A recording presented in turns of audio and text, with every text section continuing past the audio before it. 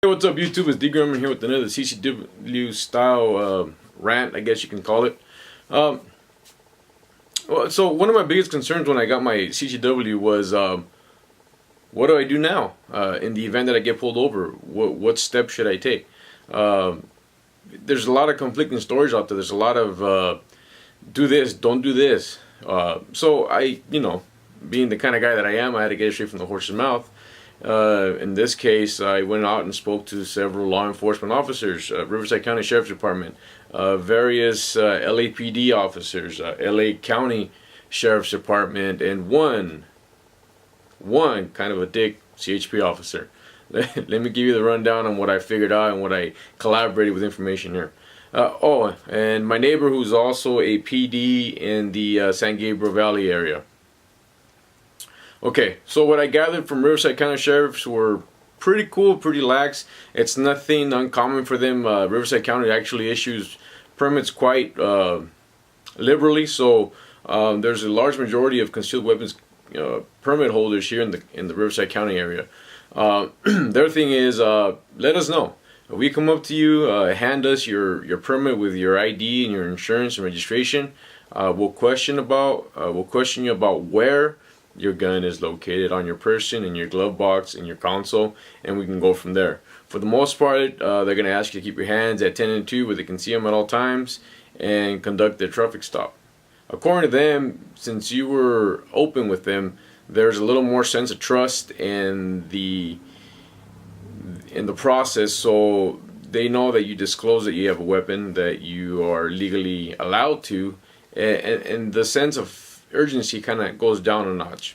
I'm not saying it goes away, but according to them, they feel a little more at ease you being upfront with them. My neighbor basically got the same feedback from him. He stated the same thing. He would want to go a step further as to potentially, having you remove the gun to a different location of the vehicle as the traffic stop is being conducted, but not necessarily depending on the passenger or lack thereof, or if there's kids present and stuff like that. But for the most part, it's going to take the same route as the Riverside County Sheriff's Department would. Now, speaking to a couple of LAPD officers by the area that I work in, they're not too keen with situations like this. It seems to be that not very many people in the LA area have permits to carry legally. So most of the interactions are illegal. Individuals carrying illegally. But at the same time, after I give them a what if you pulled somebody over who's legally allowed, who legally had a permit, what steps would you want to see? How would you want that traffic stop to go? And as right along, it's parallel to the same question, the same answer that I got from the Riverside County Sheriff's Department. Couple officers did say they probably call in for backup just so they can watch the vehicle while they did their traffic stop. So you might expect that if you're in the LA area, LAPD might call somebody in for backup just to watch you, make sure you keep your hand away from your pistol while they conduct their stop and give you your ticket that you probably deserved anyway, right?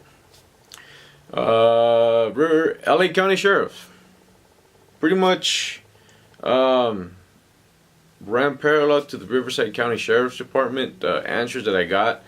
They were a little more relaxed. They weren't as uptight as, say, LAPD. I hate to put you guys on blast, but they were a lot more cool, calm, and collective than you guys were. But pretty much a great bunch of guys that I talked to. Their thing was, be upfront, let us know, and give us the proper identification that corresponds to your weapon, your permit and whatnot. Now, the highway patrol officer, whose name I forget for good reasons because I probably put him on blast here, he was kind of a dick.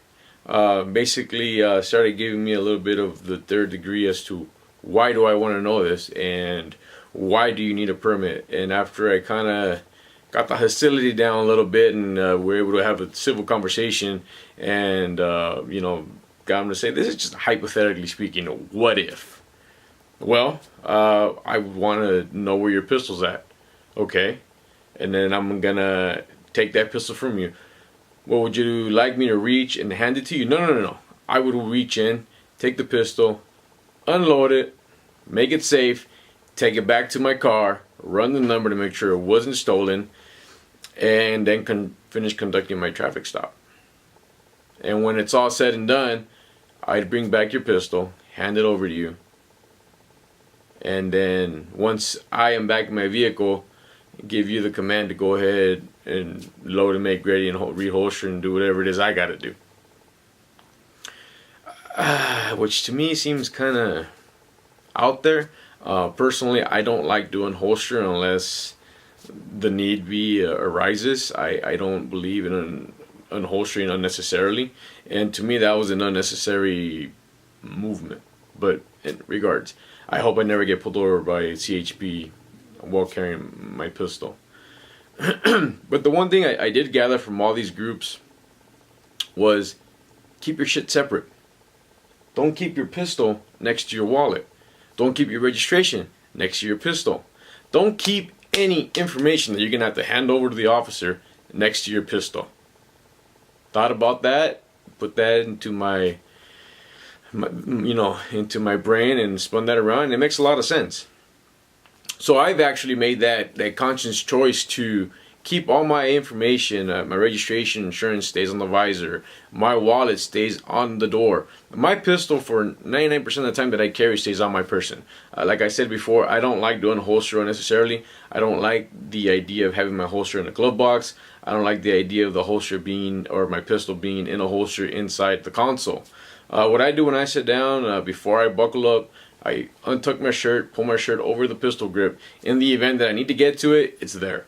It might have to lean over to the left a little bit, but the pistol's there nonetheless.